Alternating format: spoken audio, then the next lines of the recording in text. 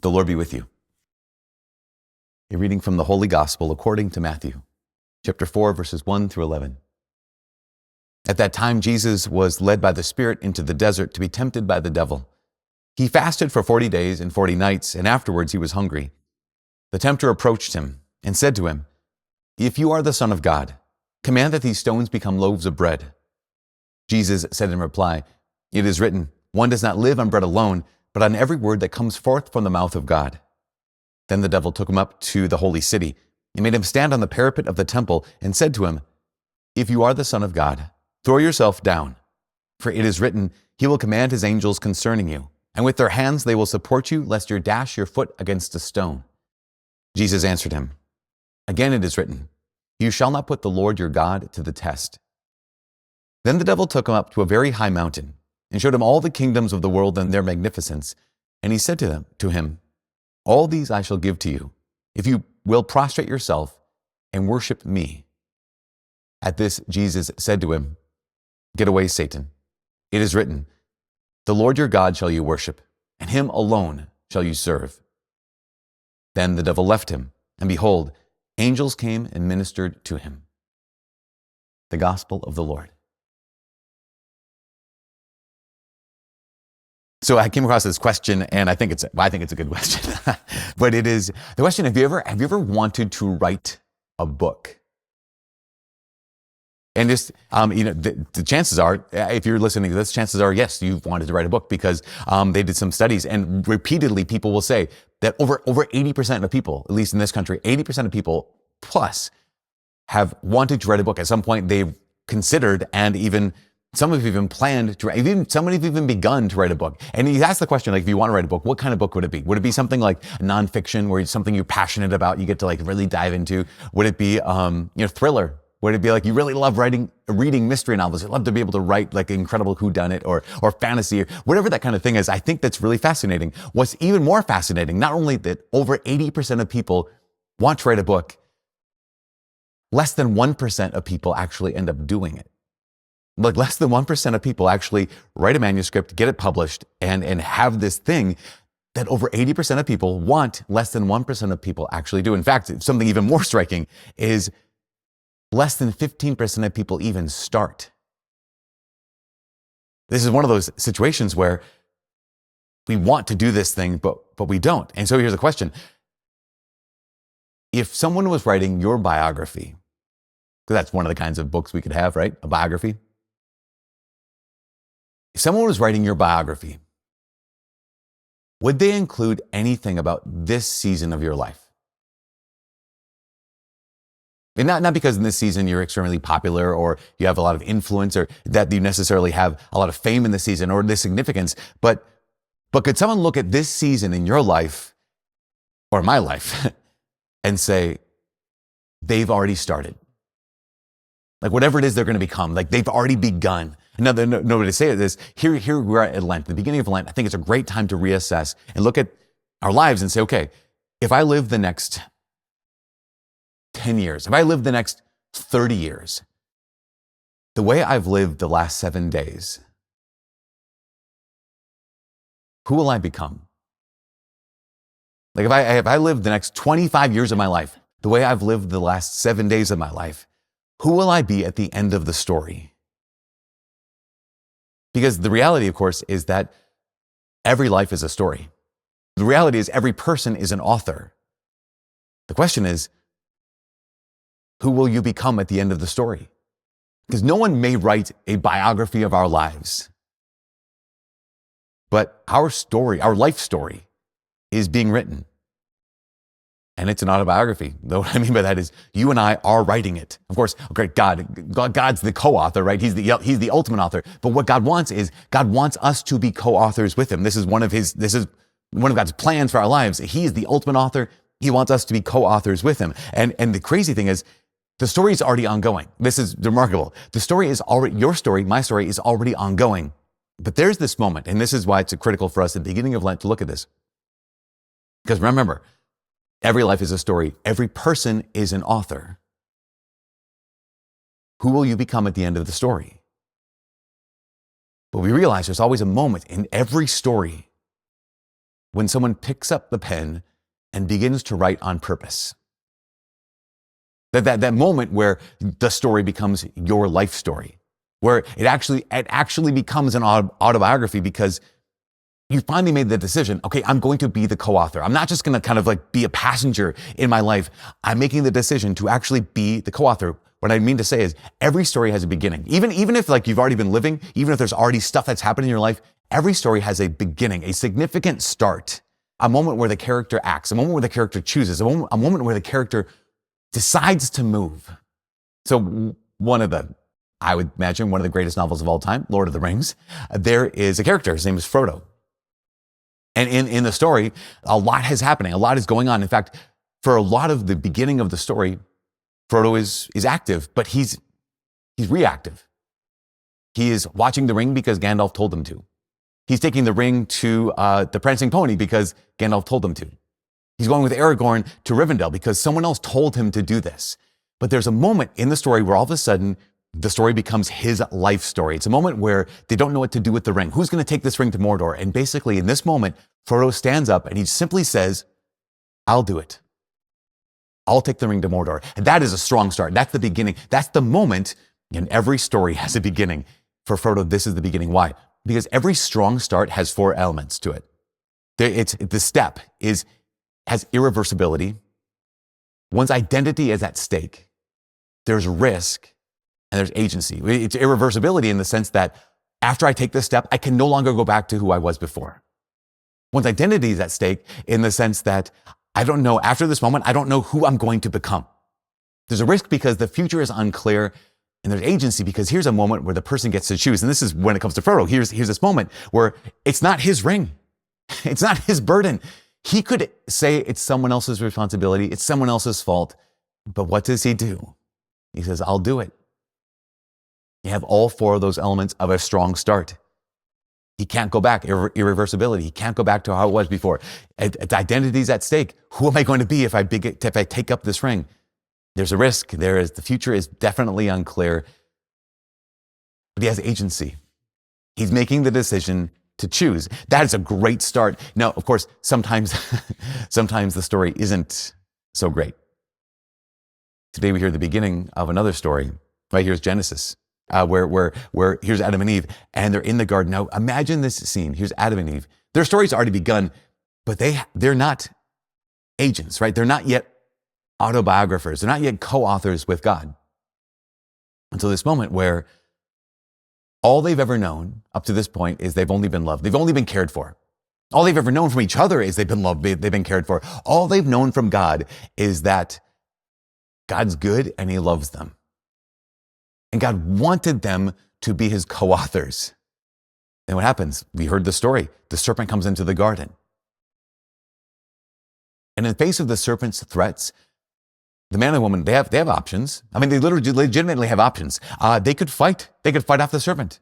They could call out to the Lord. They could cry out to their Father and say, God, please help us. They could pray. They could trust. They could get killed.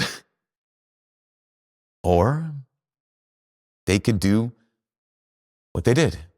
In facing that question, will you trust the Father? Because we know this already. That's the temptation, right? The temptation is not, does God exist? The temptation of the serpent is God good? Can you trust him? Is God a good dad or is he a dictator? Can you trust him or is he a tyrant? And here's Eve. She looks at the fruit and it describes it as we heard just a second ago. The food is pleasing to the eyes. It's good for gaining wisdom, delightful. And she takes it and she reaches out. And in this moment, Adam and Eve start writing on their own. And this is a strong start. It's a bad start, but it's a strong start, right? Irreversibility. They cannot go back to where they were. They now have to live a different life. There's identity is at stake. Who are they going to be after this? There's risk. The future is absolutely unclear, and they have agency, right? They start writing. Here's the crazy thing. They started writing, but they started writing apart from God. That's what all sin is. Here's Eve. She sees the fruit. This is delightful. It's pleasing. It's good for food. This will make me happy. We realize that this is what all sin is. All sin is a desire to be happy. Just a desire to be happy apart from God. All sin is a desire to be happy. That's why it's so appealing. but it's the desire to be happy apart from God. And we know this. We know that this has changed our entire history. We cannot go back to who we were. Our identity is at stake. The future is unclear, and yet we still have to choose. Every sin is an attempt to be happy apart from God. But the question we all get to choose is this: in our lives, we get to answer the question, will we be co-authors with God? In this Lent, we get to ask the question, will I be a co-author with God in writing this autobiography, or will I attempt to be happy apart from God? So throughout Lent, we're going to do this. We're going to follow a story that Jesus tells in Luke's gospel. It's in Luke's chapter 15. It's a parable that you've heard before. It's a parable where Jesus says about a father and two of his sons. And again, this is a parable, the parable of the prodigal son. You've heard it probably 1,000 times. What we're going to do over the course of this whole Lent, we're going to take a small part of that parable every single week and try to break it up. So this week, what we have is the beginning, right? Because every story has a beginning. And the beginning of this story is what? Jesus says, a man had two sons. And the younger son said to his father, again, this is the moment. He's been given everything he needs. He's been given everything he wants. But what more does he want? We'll see it here. The younger son said to his father, Father, give me a share of your estate that should come to me. Now, Jesus' audience, as they're listening to this, you probably know this already, but Jesus' audience would have been shocked, right? Because when would a person normally get an inheritance? You normally get someone's inheritance when they die. So here's the younger son saying to his father, I don't want to have to wait for you to die. So whatever you're going to give me after your death, just give it to me now. I don't want to wait for you to die. It goes on to say, after a few days, you know the story, he collected all his belongings and went off to a distant country. Now, if it was already kind of insulting or majorly insulting for the younger son to say to his dad, just give me the share of the inheritance. I can't wait for you to die. This moment is actually devastating. And we might miss it. After a few days, he gathered all his belongings. Jesus says he took everything he has. What's that mean? You know, I think sometimes we might imagine like, okay, divide up your property between us. Now, I'm going to farm this part of the land over here on the other side of the fence. I'm going to see you across the field. We'll still have a relationship. The younger son takes all of his belongings and went off to a distant country. Now, this is so important. Do you understand ancient Israel? We realize that if you have land, that's family land. Like we know, right? When Joshua led the people of Israel into the promised land, all the tribes, all the families, they got land. And so this land is given to you from the Lord, and this land has been in your family for generations, hundreds, if not thousands of years by this point. And here this guy, this kid, this younger son, he's taken not just his dad's property, not just his property, he's taken his family for generations, all of that property, sells it, and then leaves to a distant land. Basically, here he is, he's saying this, he's saying, I don't just want your stuff, I want nothing to do with you. Now, this is absolutely devastating. I don't just want your stuff. I do not want to be associated with you in any way, with our family in any way, with you, my father, in any way. What does he want? I want to be happy apart from the Father. This is every one of our hearts. The younger son goes off and looks for happiness apart from the Father. And this is, again, a strong start. Why? Irreversibility. I can't go back. His identity is at stake. Like, who is he going to be now? There's this risk. His future is completely unclear, and the agency, the character, the younger son he chooses, basically he's saying, I don't want God to be my co-author. I want to write this story apart from God.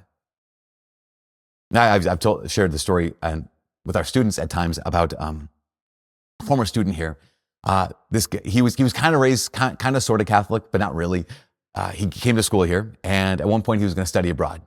And when he decided to study abroad, he studied abroad. He had an intention behind the study abroad. He had a goal, and his goal was he was going to party as much as he could. He was going to drink as much as he could, smoke as much as he could, and have as many sexual relationships as he possibly could when he was abroad. And so he did. But before he left Minnesota, he described this. He said he had a crucifix. Someone had given him sometime in his life, someone had given him a crucifix. Before he left, he knew what he wanted to do. So he walked into his bedroom, he opened up his sock drawer, he took off his crucifix, he put it in the sock drawer, shut the drawer, as if to basically say, God, I'm going to go be happy without you. I'm going to go do this thing. I'm going to go live the kind of life that I want to live. I'm just going to live it without you. And again, that's what he did.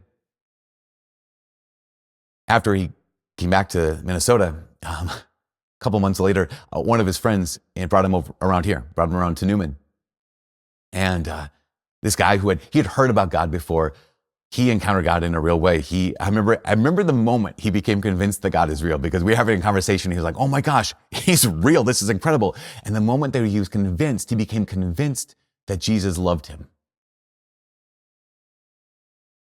Because in that moment, it was this moment of great joy, but also a moment of devastation. This joy of, oh my gosh, God is real and he loves me. But also he looked at what he had written. He looked at who he had become. And he was just like, oh my gosh, that's not me. He was just overwhelmed by, this is who I've become. This is who I've written. That's not me. You remember the four elements of a strong start. That second element is your identity is at stake. Who am I going to be? And that's the risk of the beginning, right? My identity. The risk is the future is unclear. And then there's that first part, the irreversibility. If I take this step, if I make this decision, if I move, if I start writing, I can't go back. Or can we? You know, Jesus tells that story. He says that younger son at some point now, after he had squandered all of his possessions, he found himself in dire need. And the line that Jesus says, he says, coming to his senses. Another translation says, coming to himself. My favorite translation says, remembering himself, he thought, how many of my father's hired men have more than enough food to eat? Yet here I am dying of hunger. I'm going to go back to my father. Now, this is really key. He says, he remembers himself. Now, I just think this is remarkable. I imagine he might have had the conviction, I can't go back to who I was. I can't do it. I imagine he had that conviction, I don't know who I'm going to be, right? This identity is at stake. When it came to himself, I imagine he did not know who he was or who he could be. But here's what he did know. He knew, I can go to my Father. Again, remember, a strong start is, I can't go back to who I was. Strong start is, I don't know who I'm going to be. Here is the younger son saying, I don't know who I am, but I know who he is. The younger son is saying, I don't know my identity, but I know his. And the proof is this. The proof that he knew his father's heart is that beginning of the story. When he had the gall, right? When he had the audacity to ask his father, hey, give me the share of your property that should come to me. He already knew his father was kind. He already knew his father was generous. He already knew that his father loved him. And it wasn't because himself. It wasn't because he's like, I know myself. It's because I know him, that I know I can go back. It wasn't because he believed in himself, but because I believe in the heart of my Father. I don't have to write this on my own. And he knew he could go home. This is the last thing. Your story is an autobiography. And what that means is you have to start writing. You have to start writing. Even if it's risky, even if it's scary, every story has a beginning. And today, in the gospel, for Jesus, this is the beginning, right? Of course, it's kind of unique because he's the second person of the Trinity. He's existed for all time. I say unique. It's unique because he lived for 30 years in silence, and that silent time of 30 years means something. But this moment, right, when Jesus gets baptized by John in the Jordan, and he goes into the wilderness and does battle with the evil one, this has all four elements of a great start. There's this irreversibility. I can't go back to life in Nazareth. Has that notion of risk. I don't know, the future is unclear. Has this notion of agency. He can choose. But this is the key. Number 2, identity. His identity is at stake. You know why? Because Satan, when he approaches Jesus, what does he say? He says, if you are the Son of God. He goes right for his identity. If you're the Son of the Father, then do this. Jesus passed the test. Why? Because Jesus started. But he hadn't left the Father. He left with the Father. He started with the Father, and you can too. Because this life is your autobiography. And maybe you tried to write on your own. Maybe we've tried to be happy apart from the Father. But today's a new start. This Sunday, this first Sunday of Lent, is a new start. It gives us the opportunity to remember who you are, to remember who He is, to come back to the Father, and to realize that every story, every autobiography has a beginning, and your beginning starts now.